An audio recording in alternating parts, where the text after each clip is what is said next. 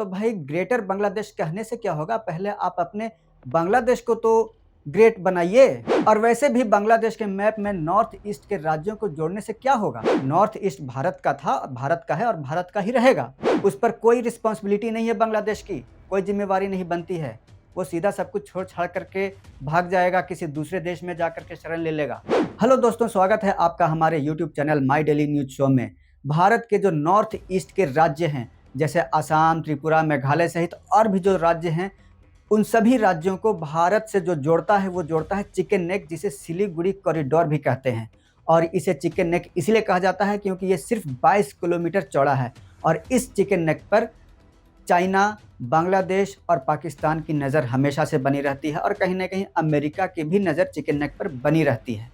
तो इस chicken neck को मजबूत करने के लिए भारत की सरकार ने अपने तीनों सेनाओं को वहाँ पे डिप्लॉय कर दिया है और उन्होंने अपने सेना को असम के धुबरी, बमूनी और किशनगंज में डिप्लॉय किया है।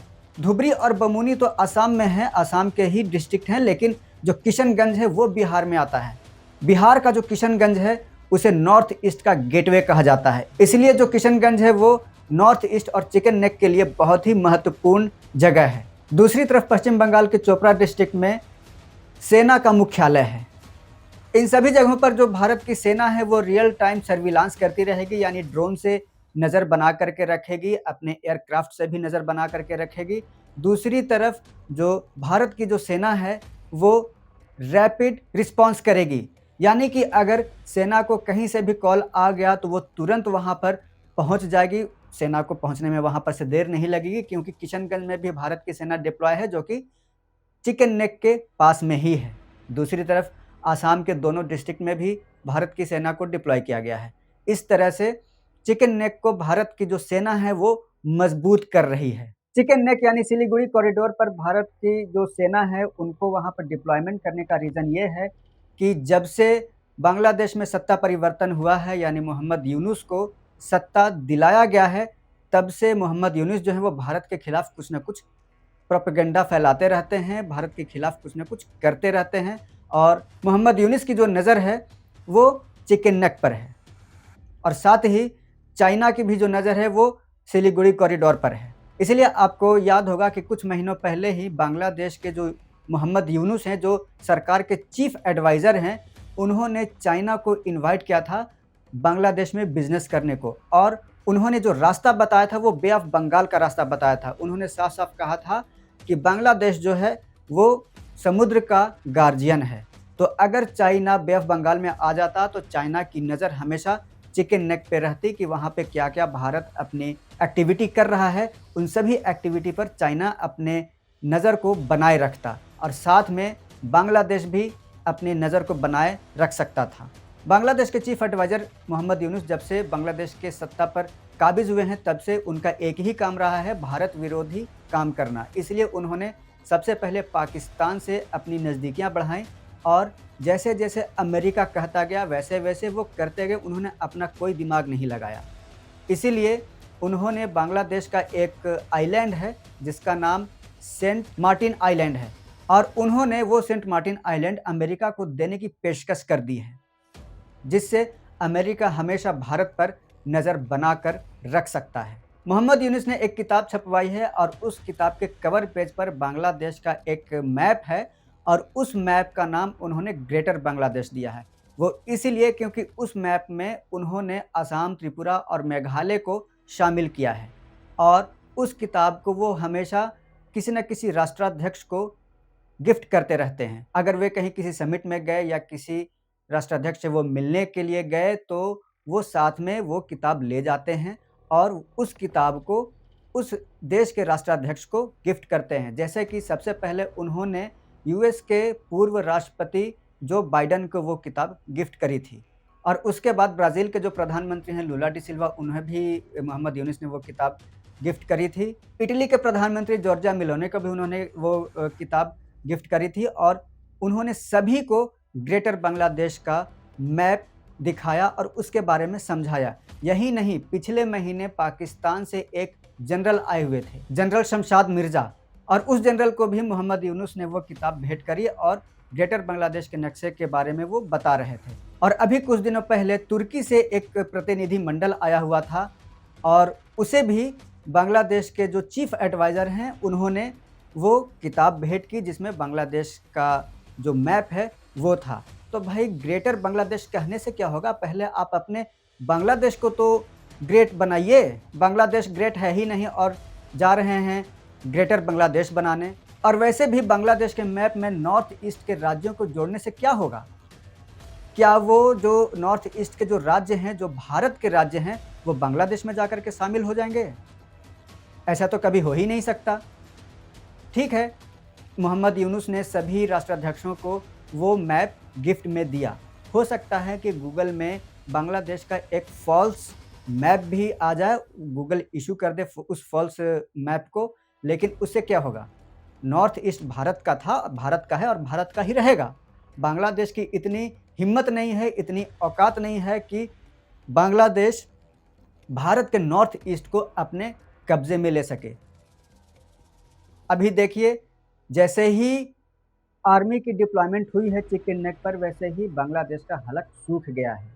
अगर भारत बांग्लादेश पर हमला कर दे, ऐसा मान लीजिए दोस्तों कि अगर भारत बांग्लादेश पर हमला कर देता है, तो सबसे पहले बांग्लादेश से भागने वाला जो व्यक्ति होगा वो होगा बांग्लादेश का चीफ एडवाइज़र मोहम्मद यूनुस, क्योंकि वो एक सिलेक्टेड पर्सन है, इलेक्टेड पर्सन नहीं है। उस पर कोई रिस्पॉन्सिबिलिटी नहीं है बांग्लादेश की, कोई जिम्मेवारी नहीं बनती है। वो सीधा सब कुछ छोड़-छाड़ करके भाग जाएगा, किसी दूसरे देश में जाकर के शरण ले लेगा। छोड़ देगा बांग्लादेश की जनता को ऐसे ही लावारिस जैसे। अभी मोहम्मद यूनुस को डर इसीलिए नहीं लग रहा क्योंकि भारत ने अभी तक ऐसा कोई एक्शन नहीं लिया है।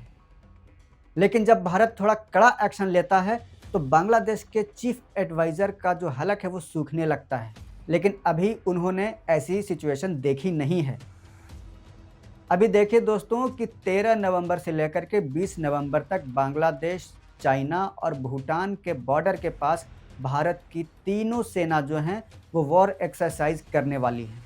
और इस वॉर एक्सरसाइज में भारत की तीनों सेना यानी इंडियन आर्मी, इंडियन नेवी और इंडियन एयरफोर्स तीनों मिलकर एक्सरसाइज करेंगे। और 13 नवंबर से लेकर के 20 नवंबर तक इन सभी एरियाज़ में नोटम जारी हो गया है। नोटम यानी नोटिस टू एयरमैन, यानी जब तक वहाँ पर वॉर एक्सरसाइज चलता रहेगा तब तक उस एरिया से कोई भी फ्लाइट या कोई भी फाइटर जेट किसी दूसरे देश का नहीं गुजर सकता। भारत की तीनों सेनाओं का वॉर एक्सरसाइज पूरी दुनिया ने सर क्रिक के पास देखा ही है और यहाँ पर भी सारी दुनिया देखेगी कि कैसे भारत की तीनों सेना एक साथ मिलकर वॉर एक्सरसाइज करती है। सबसे बड़ी बात यह है मोहम्मद यूनुस के बारे में कि मोहम्मद यूनुस 85 वर्ष के हैं और उन्हें सत्ता का इतना ज़्यादा लोभ है इस उम्र में भी आकर के, यानी इतनी उम्र दराज होने के बाद भी उनके मन से सत्ता का लोभ नहीं जा रहा। वो चुनाव नहीं करवाना चाह रहे हैं। जब वे सत्ता में काबिज हुए थे यानी 8 अगस्त 2024 को जब उन्हें सत्ता पर बिठाया गया था तो उन्होंने ये कहा था कि जब तक बांग्लादेश में सब कुछ ठीक नहीं हो जाता, बांग्लादेश स्थिर नहीं हो जाता, तब तक चुनाव नहीं होगा। और उसके बाद उन्होंने काफ़ी कोशिश की, बहुत सारे ऐसे काम किए कि बांग्लादेश कभी स्थिर नहीं रहा, हमेशा अस्थिर रहा। अब जाकर बांग्लादेश स्थिर हो गया है तो अब तो उन्हें चुनाव कराना ही पड़ेगा। तो अब वे ये सोच रहे हैं कि चिकन नेक के पास ऐसा कुछ कर दें कि फिर से बांग्लादेश में अस्थिरता पैदा हो जाए। यानी कि उनके सोच के हिसाब से तो ये कहा जाना चाहिए कि शायद ये जो मोहम्मद यूनुस हैं वो भारत को कहीं न कहीं प्रोवोक कर रहे हैं, उकसा रहे हैं बांग्लादेश पर हमला करने के लिए। तो अगर ये सिचुएशन आती है बांग्लादेश में तो फिर से अमेरिका की तरफ से ऑर्डर आ जाएगा कि अभी चुनाव नहीं हो सकते, क्योंकि बांग्लादेश अभी स्थिर नहीं है। यानी कि वो आदमी किसी भी हाल में बांग्लादेश के सत्ता पर रहना चाहता है और मुझे तो ऐसा लगता है कि वो पूरे जीवन बांग्लादेश के सत्ता में ही काबिज रहना चाहता है। अब आप ही सोचिए दोस्तों कि 85 वर्ष की उम्र में वो बांग्लादेश की सत्ता पर काबिज हैं तो उनकी एज अब और कितनी हो सकती है? ज़्यादा से ज़्यादा 5 साल, नहीं तो 8 साल। यानी कि वो अपना पूरा जीवन बांग्लादेश के गद्दी पर ही बिताना चाहते हैं। जिस तरह से बांग्लादेश के चीफ एडवाइज़र एक्टिविटी कर रहे हैं उससे तो यही लगता है कि बांग्लादेश के चीफ एडवाइज़र सेल्फिश हैं। वो नहीं चाहते कि हमारे जगह और भी कोई सत्ता पर आए। भाई उन्हें क्यों लगेगा? उन्होंने सत्ता पाने के लिए क्या मेहनत करी है? कुछ नहीं। वो चुनाव लड़ें, चुनाव प्रचार करें, नीतियाँ बनाएं, बांग्लादेश को आगे बढ़ाने की नीति बनाकर उस पर काम करें, तब तो उन्हें समझ में आए कि भाई काम क्या होता है, मेहनत क्या होती है, चुनाव क्या होता है। तो इस समय चिकन नेक की स्थिति जो है वो बहुत ही मजबूत हो चुकी है, उस पर कोई भी देश नज़र नहीं डाल सकता। और दूसरी बात ये है कि चिकन नेक जो है वो नॉर्थ ईस्ट के लिए बहुत ही इम्पोर्टेंट पार्ट है, इसीलिए किसी भी हाल में उसे छोड़ा नहीं जा सकता। चिकन नेक स्ट्रैटेजिकली भारत के लिए बहुत ज़्यादा महत्वपूर्ण है, क्योंकि चिकन नेक के पास में भूटान, नेपाल, बांग्लादेश और चाइना की बॉर्डर लगती है।